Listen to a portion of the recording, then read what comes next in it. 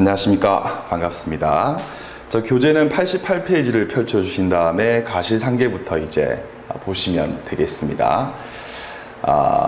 이제 똑같이 여러분들 이제 물론 뭐 다 시험 붙으면 좋지만 똑같이 이제 시험에 떨어지는 사람들이 있지만 시험에 떨어지신 분들 사이에서도 분명히 차이가 있습니다. 어떤 경우냐면 이 A라고 하시는 분 같은 경우는 끝까지 이제 공부를 날림으로 하다가 시험 떨어지신 분 같은 경우에는 그 다음에도 이제 한 번 더 공부해도 좀 붙기 힘든 측면이 있어요. 그런데 끝까지 이제 기본기를 중시하고 기본서를 계속 반복하다가 시험 안 되신 분 같은 경우는요, 그 다음에 더 쉽게 시험 붙을 수가 있으니까 혹시나 이제 올해 시험 안 된다 할지라도 끝까지 정성대로 공부했을 때 그 다음에 시험 붙을 수가 있으니까 마판가 괜히 막 그 뭐 핵심 요약집 이런 거 사가지고 보지 마시고 계속 민법만큼은 기본서 계속 반복해가지고 익혀주시면 되겠습니다.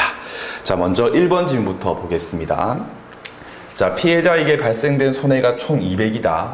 200이고 불법행위에 근거해가지고 발생된 이익이 60이다. 이익이 60이다 해서 이른바 손익상계라고 하는 것이 필요하겠죠. 형평의 원칙에 근거해가지고 그리고 이제 원고, 그러니까 불법행위에 근거해가지고 손해배상 청구할 피해자에게도 가실이 30%가 있었다. 그러면 이제 가실상계 문제 아니겠습니까? 상계라고 하는 것이 필요할 것이다. 자, 이렇게 어떤 하나의 사례에서 손익상계하고 가실상계라고 하는 것을 둘 다 해야 될 경우에 순서가 원칙이 무엇인가에 대한 부분이었다 해서 가실상계를 먼저 하고 그 다음에 손상계하는 것이 원칙까지 기억하신 다음에 한번 계산해 볼게요. 자, 일단 200만 원에서 빼기를 하셔가지고요. 200 곱하기 30%죠. 30%. 100분의 30인가요?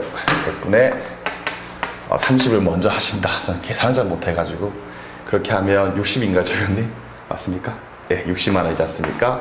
일단 빼기 해가지고 또 손상계 60만 원 공제 처리한다. 그러면 140이고, 그 다음에 80인가요? 80만 원 정도 되겠네요. 따라서 98만 원이 아니고 80만 원이기 때문에 1번 지문 틀린 지문 처리하신 다음에 이제 아마도 여러분들 시험 문제에서 출제가 됐을 때에는 이제 이렇게 계산 문제보다는 이 순서 자체에 대해서 물어볼 것이기 때문에 기억 시읒 해가 감사합니다라고 하시면서 빨리 문제 풀어가지고 그 다음 지문을 풀어주시면 되겠습니다. 결국 1번 지문 틀린 지문 처리를 하시면 되겠네요. 자, 두 번째 지문 같은 경우는요, 적당히 이제 암기할 게 필요합니다. 빨리 민법제 673조 한번 봅시다. 673조를 보시면 여기 있죠? 한번 같이 읽어볼까요, 여러분들? 673조를 봅시다. 자, 수급인 B 같은 경우가 일이라고 하는 것을 완성하기 전까지는 도급인 A 같은 경우는 손해에 대해서 배상을 해주고 계약이라고 하는 것을 해제할 수 있다. 일반 매매 계약과 도급 계약의 가장 큰 차이가 뭐라고 하냐면요, 보통 대개의 경우에 도급 계약의 경우에는 존재하지 않는 물건에 대해서 A가 수급인 B한테 의뢰를 하고 이 B라고 하는 자가 A를 위해서 그 물건을 만든 다음에 B가 A한테 인도함과 동시에 공사대금 따위에 대해서 지급을 청구한다. 이해되시죠? 그러면 도급 계약을 하고 난 다음이었는데 더 이상 도급인 A한테 그 맡겼던 물건을 만드는 것이 의미가 없어진 거예요. 자, 그런 경우에도 일단 계약이라고 하는 것을 했기 때문에 끝까지 B가 목적물을 만든 다음에 B가 A한테 목적물을 인도해라 라고 해버리면요, 불필요하게 낭비하는 것이기 때문에 수급인 B 같은 경우가 이를 완성하기 전이라면 별도의 채무 불이행 등의 아무런 이유가 없는 경우라 하더라도 도급인 A 같은 경우가 도급 계약이라고 하는 것을 중간에, 즉 수급인 B 같은 경우가 이를 완성하기 전 단계에서 해제할 수 있는 권리를 동조에 의해서 부여하고 있는 겁니다.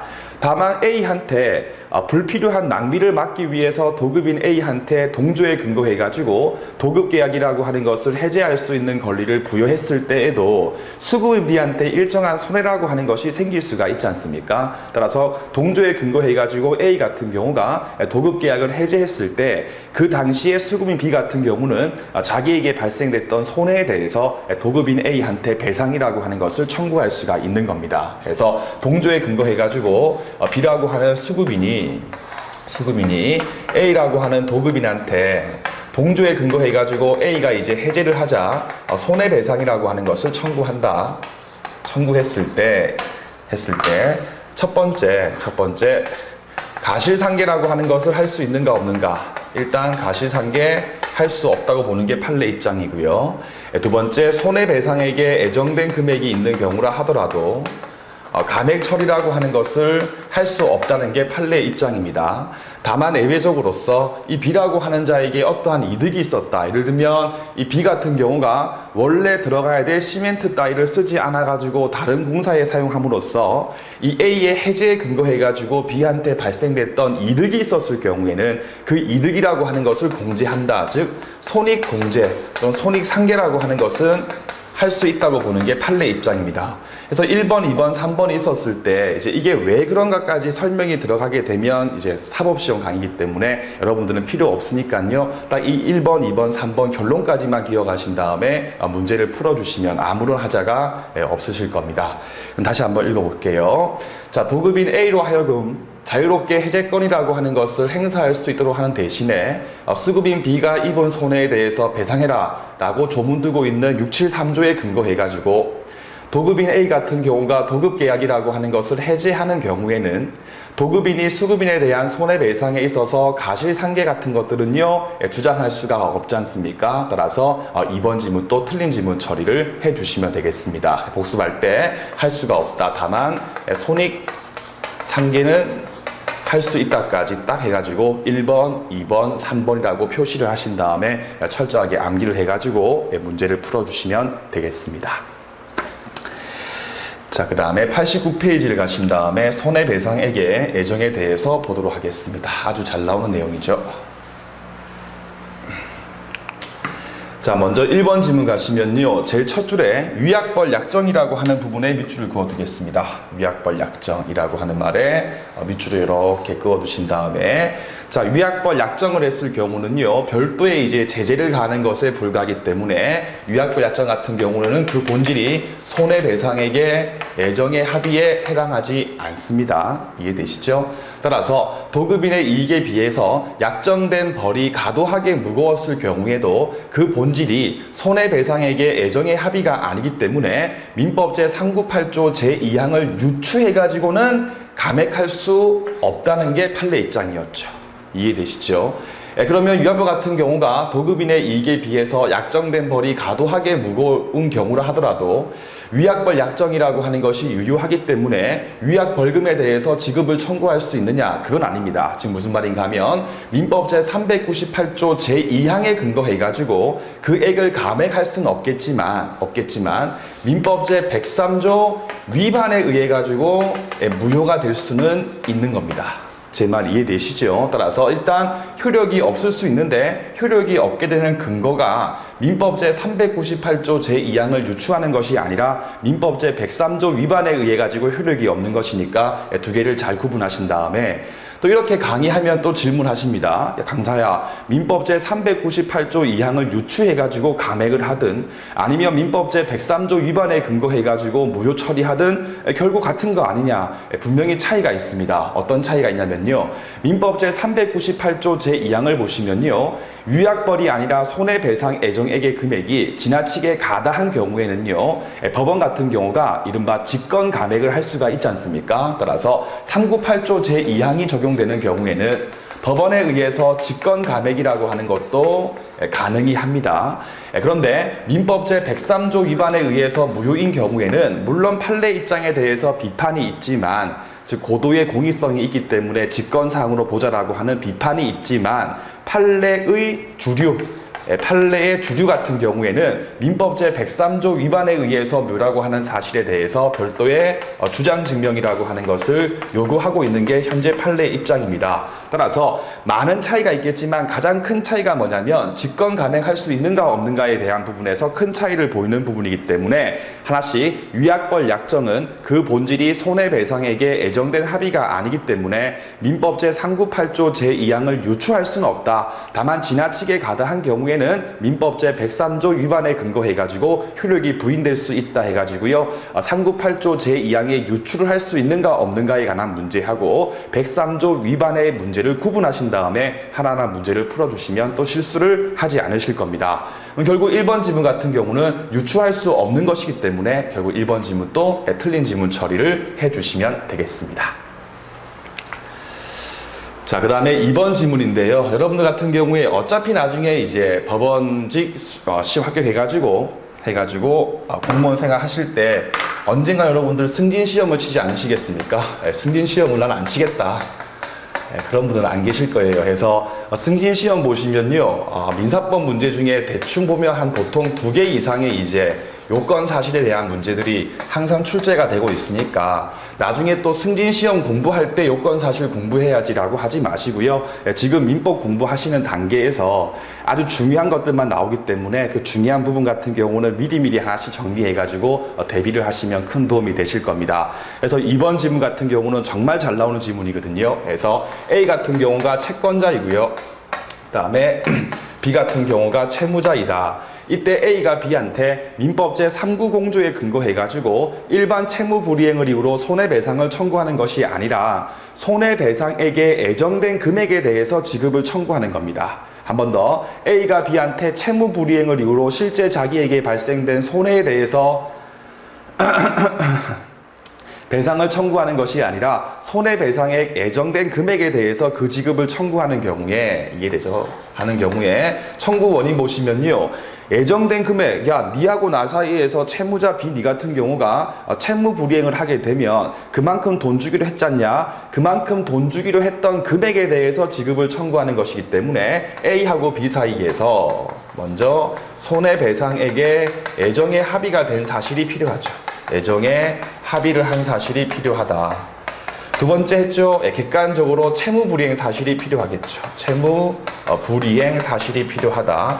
그래서 예를 들면 지체 상금인 경우에는 채무자 B의 이행지체에 대비해가지고 손해배상액에 애정의 합의를 한 것이기 때문에 지체 상금의 약정을 한 사실, 그리고 채무자 B 같은 경우가 객관적으로 이행지체를 한 사실, 그 두 가지만 있게 되면 일단 A가 B한테 애정된 금액에 대해서 지급을 청구할 수가 있는 겁니다. 다만 이때 채무자 B 같은 경우가 항변하기를 자, 손해배상액의 애정의 합의에 근거해가지고 애정된 금액에 대해서 지급을 청구하는 경우에도 원칙적으로 채무자 B에게 이 객관적인 채무 불이행에 대해서 고의나 가실이 필요한 게 원칙입니다. 따라서 채무자 B한테 고의나 가실이 없는 경우라면 객관적으로 이행지체한 사실이 인정되는 경우라 하더라도 애정된 금액의 지급을 청구할 수가 없거든요. 따라서 채무자 B 같은 경우가 나한테 고의나 가실, 이른바 기책사유가 존재하지 않는다라고 항변해버리면요, 그러면 A는 B한테 애정된 금액의 지급을 청구할 수가 없는 겁니다. 이해되시죠? 그럼 그대로 다시 2번 지문을 보시면요. 자, 채무자 B 같은 경우는 채권자 A와의 채무 불이행에 있어가지고 채무자 B의 기책사유를 묻지 아니한다는 약정, 이만큼 꺽쇠 묶을게요. 이 약정을 특약이라고 하시고 특약사항이라고 메모하신 다음에 약정한 사실이 없었을 경우에는 피고 채무자 B 같은 경우는 자기에게 고의나 가실이 없음을 주장 증명함으로써 애정된 배상액의 지급이라고 하는 것을 면할 수 있다. 즉 원고 A의 청구라고 하는 것을 기각시킬 수 있는 것이기 때문에 2번 지문 옳은 지문 되는 겁니다. 그럼 이 특약은 뭐냐면 다시 한 번 더 원고 A의 재항변 사유죠. 그래서 야, 우리 사이에서는 채무자 네가 객관적으로 이행지체라고 하는 사실만 있게 돼버리면 채무자 B 너에게 고의나 가실이 없는 경우라 하더라도 애정된 금액을 지급하기로 했다라고 하는 별도의 특약한 사실이 이른바 재항변 사유입니다. 그래서 재항변 사유로서 특약 존재에 대해서 A가 주장 증명 못했을 경우에는 A가 결국 패소하는 것이기 때문에 B는 A한테 애정된 금액을 지급할 필요 없으므로 2번 지문 옳은 지문 처리를 하시면 되겠습니다. 그래서 승진 시험 정말 잘 나오는 내용이기 때문에 해설지 1번, 2번 다 구분해가지고 꼼꼼하게 읽으시면서 암기도 하시면서 공부를 하시면 도움이 되실 겁니다. 자, 그 다음 90페이지 가신 다음에 채권자 대비권 보겠습니다. 채권자 대비권, 채권자 추적권 파트 같은 경우는 너무 이제 하고 싶은 것들이 많았는데 특별히 제가 더더욱이 어렵고 중요한 것들 뽑았으니까 하나씩 이제 보도록 합시다. 채권자 대위권 딱 나오면 요건 1번, 2번, 3번, 4번, 5번 반드시 딱 떠오를 만큼 공부를 하십시오, 여러분들. 자, 먼저 1번 지문 가겠습니다. 자, 이 내용 같은 경우는 제가 요번 이 특강 할 때도 제가 한번 대충 설명했던 건데 읽어봅시다.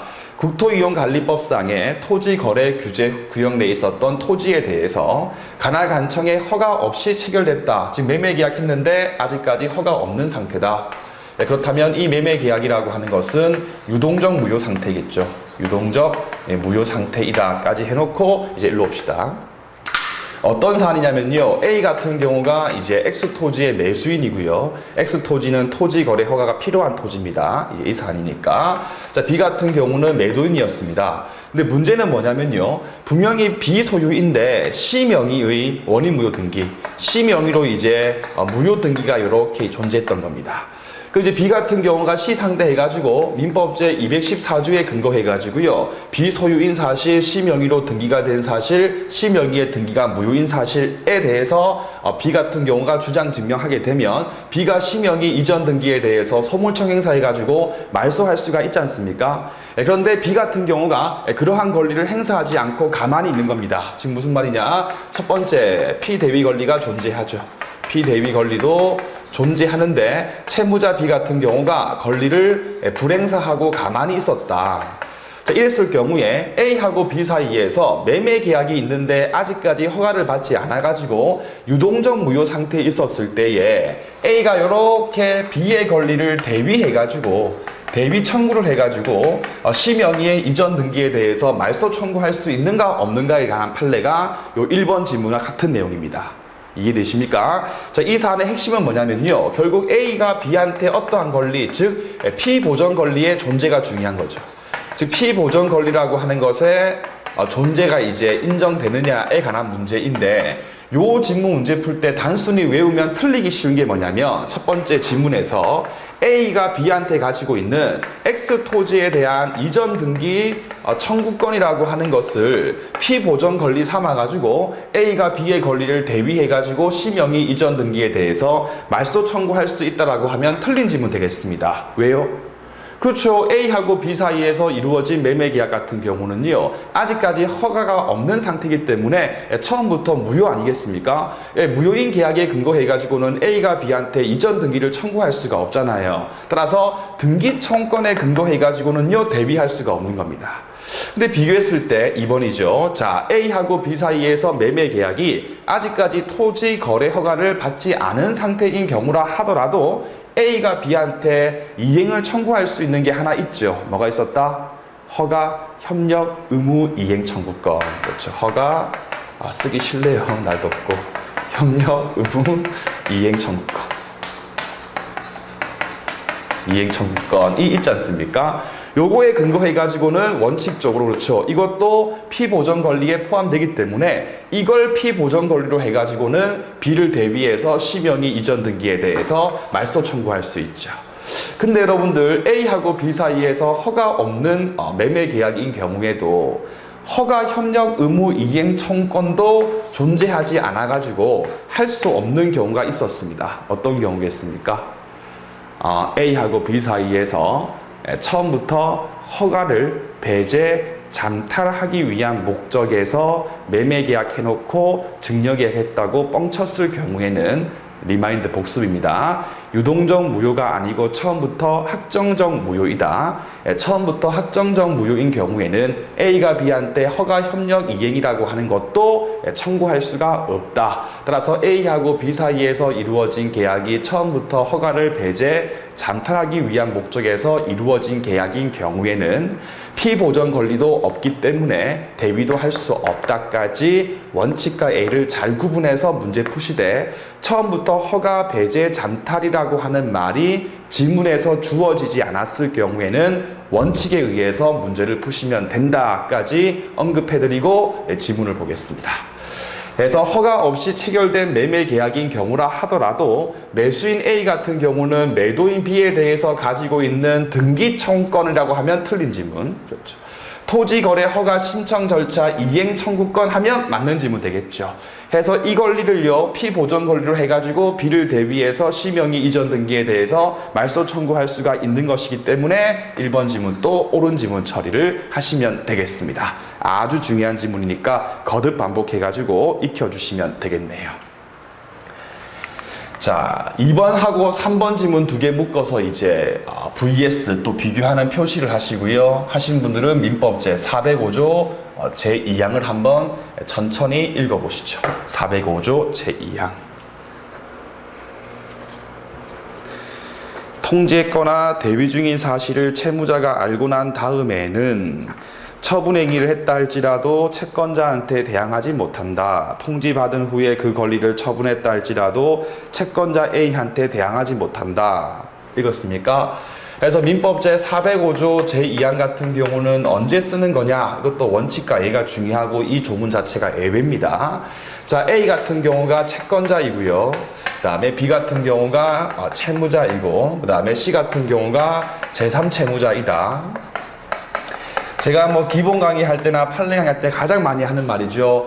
A가 이렇게 B를 대위해가지고 권리를 행사하는 경우하고, B가 직접 C한테, 그러니까 B의 권리를 B가 C한테 직접 행사하는 경우하고, B의 권리를 A가 대위하는 경우를 비교했을 때에 별도의 사유가 없으면 C의 법적 지위라고 하는 것이 불리하게 바뀔 수가 없다. 따라서 원고 A 같은 경우가 피고 C 상대해가지고요, 채권자 대위 소송을 제기했을 경우에 C가 B한테 가지고 있는 사유, 예를 들면 동의안건 같은 거 있지 않습니까? 그래서 C가 B한테 가지고 있는 사유에 근거해가지고 A한테 대항할 수 있다 없다?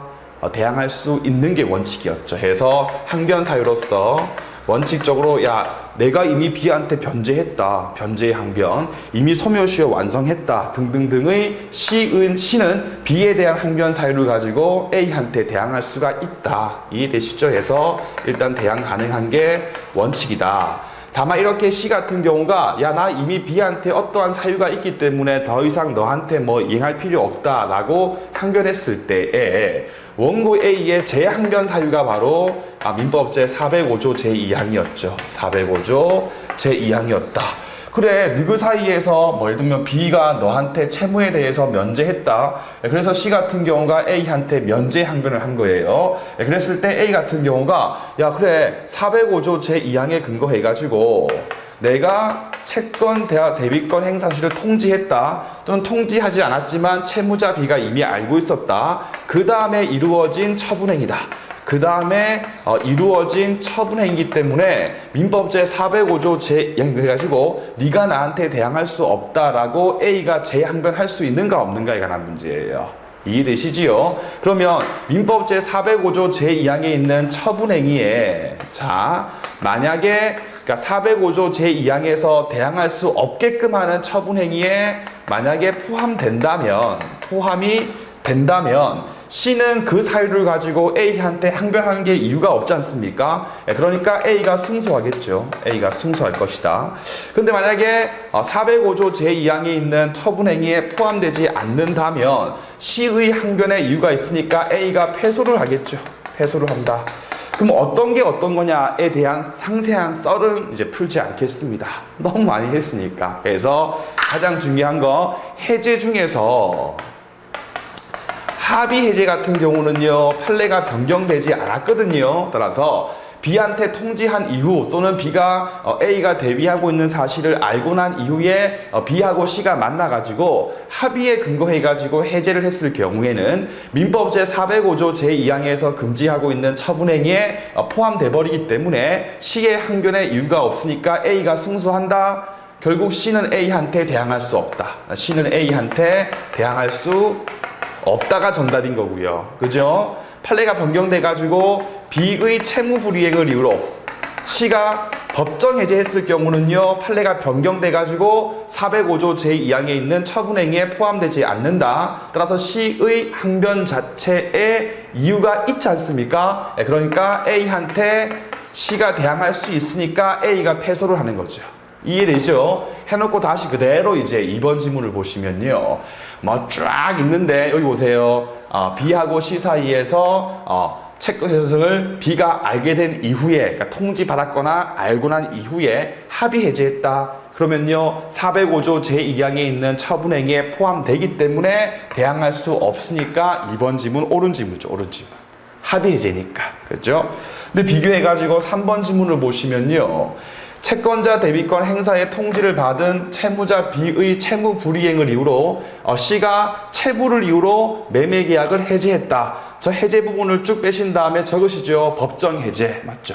이렇게 법정 해제했을 경우에는 판례가 변경돼 가지고 민법 제405조 제2항에 있는 처분행위에 포함되지 않기 때문에 C가 A한테 대항할 수 있다가 정답이니까 3번은 맞는 지문이죠. 그래서 앞으로 여러분들 이 405조 제2항에 대해서 합의 해제하고 채무 불이행을 이유로 이루어지는 법정 해제를 비교하는 지문이 계속 나올 것이기 때문에 2번, 3번 딱 비교해가지고 딱 각인시켜가지고 빨리빨리 책 읽으시면서 넘어가시면 크게 또 도움이 되실 겁니다.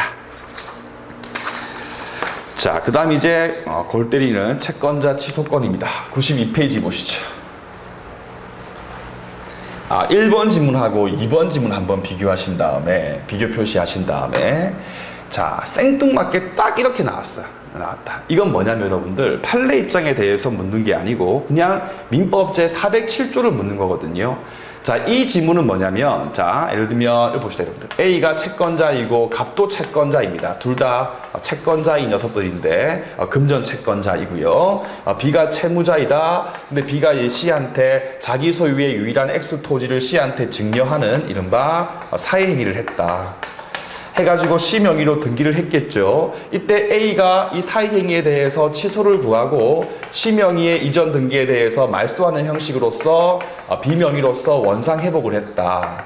자, 이렇게 원상 회복을 했을 때 원상 회복된 토지인 X 토지가 강제 경매가 됐을 때 그 목적물 가액에서 나오는 배당금을 전부 다 A가 받느냐? 아니었죠. 해서 비록 A 같은 경우가 취소 채권자인 경우라 하더라도 모든 채권자를 위해서 효력이 있는 것이기 때문에 가령 A하고 갑 같은 경우가 똑같이 금전 채권이 1억인 경우에는 1대1로서 돈을 받는다까지 떠올리신 다음에 그게 바로 407조의 내용이었죠. 해서 1번 지문 가시면 모든 채권자의 이익을 위해서 효력이 있다. 1번 지문 맞는 지문이고요. 틀린 지문 뭐냐면 취소 채권자에게만 이익이 있다 하면 틀린 지문 되는 겁니다. 이해되죠? 해서 1번 지문 같은 경우는 407조에 대해서 묻는 거다 해서 모든 채권자의 이익을 위해서 존재하기 때문에 1번 지문 옳은 지문 처리를 하시면 되겠습니다.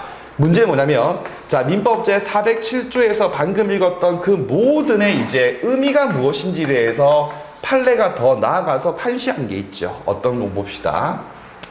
자, 제가 지금부터 이제 이 그림을 그릴 때 제가 1번, 2번, 3번 붙일 테니까 시간 순서니까 한번 잘 봅시다. 자, 먼저 A 같은 경우가 1번 B라고 하는 자에게 채권이라고 하는 것을 가지고 있었다. 이 상태에서 B가 자기 소유의 유일한 X 토지라고 하는 것이 있었는데 그 X 토지를 C라고 하는 자에게 2번 사행위로서 양도를 하고 C 명의로 이전 등기를 마쳤다. 3번 C 명의로 등기를 마쳤다. 자, 이게 3번. 그 다음에 4번입니다. 이 상태에서 갑이 또 B한테 돈을 대여해가지고 건자가 되었다. 이 상태에서 A 같은 경우가 이 사이행위에 대해서 취소를 한 다음에 이 A 같은 경우가 줄일게 A가 취소 채권자이다. A가 소를 제기해가지고 병합설이죠. 승소한 다음에 원상회복에서 다시 X 토지에 대한 등기 명의를 B한테 회복이 시켰다. 요 회복시킨 거에 대해서 갑도 자기의 이익을 주장할 수 있습니까? 없습니까? 그 말은 407조에 있는 모든이라고 하는 문구 안에 요 사안에 갑도 포함된다 안 된다? 결론은 갑 같은 경우는 모든이라고 하는 말에 포함될 수 없다는 게 판례 입장이죠. 그럼 강사야, 왜 이때 갑은 포함되지 않느냐? 제가 여러분들 시간 순서에 근거해서 1번, 2번, 3번, 4번 붙인 걸 보면 느낌이 오실 겁니다. 자, 이른바 사회행위가 이미 이루어지고 난 다음에 채권을 취득한 갑 같은 경우는 407조에 있는 모든에 포함될 수 없다는 게 판례다. 그 말은 무슨 말인가 하면요. 판례에 의했을 때 407조에 있는 모든이라고 하는 의미는 B가 C에게 사회행위를 할 당시의 채권자들을 말하는 겁니다. 이해되시지요? 그럼 왜 강사야 이때 4번에 갑은 포함될 수가 없느냐? 갑이 B한테 돈을 대여할 당시에 X 토지에 대한 등기 명의가 B한테 있다 없다?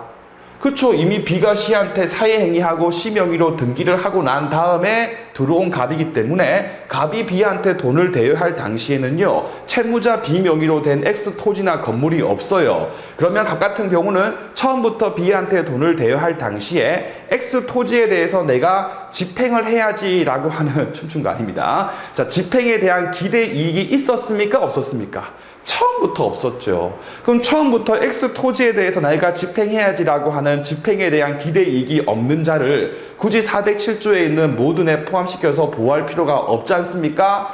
그래서 다시 일로 오시면 일단 1번 지문 맞는 지문이에요. 다만 407조에 있는 이 모든의 의미가 뭐냐면 2번 보세요. 취소하고 원상회 복했을 때는 모든 채권자의 이익을 위해서 효력이 있으므로까지는 맞습니다. 그런데 사회행위 있고 난 이후에 채권을 취득한, 즉 4번 갑 같은 경우에는 407조에 있는 모든의 의미에 포함되지가 않지 않습니까? 따라서 2번 지문 또 틀린 지문 처리를 하시면 되는 겁니다.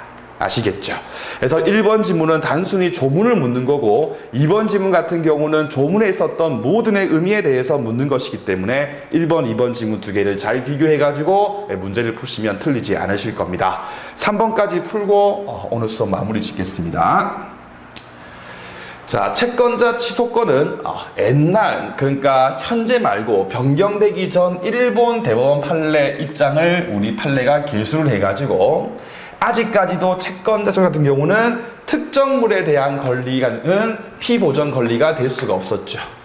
따라서 허용될 수가 없으므로 부동산 제1매수인 B가 자기의 X토지에 대한 등기청권이라고 하는 것을 보존하기 위하여 양도인 A하고 C 사이에서 이루어진 두 번째 매매 계약을 취소할 수 있다 없다? 취소할 수가 없다 해서 현재 우리 판례에 의했을 경우에는 비특정물 채권의 경우에만 될 수가 있었고 특정물에 관한 권리 같은 경우는 될 수가 없었습니다. 따라서 행사할 수가 없으니까 3번 지문도 옳은 지문이다. 이 3번과 비교할 게 뭐냐면 여러분들, 자, 채권자 대위권은요, 채권자 대위권의 경우는 A가 B한테 가지고 있는 X 토지에 대한 등기청권에 보존하기 위해서도 대위할 수가 있기 때문에 피보전 채권의 특정물에 관한 권리도 채권도 포함된다는 점과 비교해가지고 정리를 하시면 됩니다. 해서 또 대충 외우신 분들 채권자 대위권에 대해서 묻고 있는데 이것도 올려가지고 틀린 질문 하시면 안 되고요. 이해되죠? 또 이거 기억해서 또 뒤집으시면 안 되는 거니까 두 개를 잘 비교해서 한 방에 정리를 해 두시면 되겠습니다. 여러분들 시험 문제에서는요, 여러분들께서 민법 공부를 하실 때 한 번도 보지 않은 전혀 새롭고 새로운 친구 내용은 나오지 않습니다. 봤던 내용이 나오는데 봤던 내용을 틀리는 이유가 뭐냐면요, 그와 유사한 내용을 혼동하기 때문에 틀리거든요. 혼동하기 때문에 빨리빨리 문제를 풀지 못하니까 뒷부분을 풀지 못하니까 또 틀리거든요. 따라서 미리미리 공부하실 때 유사하지만 차이를 보이는 내용을 항상 묶어 가시면서 메모하시면서 암기하시면서 공부하시게 되면 법과목은 충분히 빨리빨리 할 수 있으니까 그렇게 전부 다 공부를 하시면 되겠습니다. 여러분들 고맙습니다.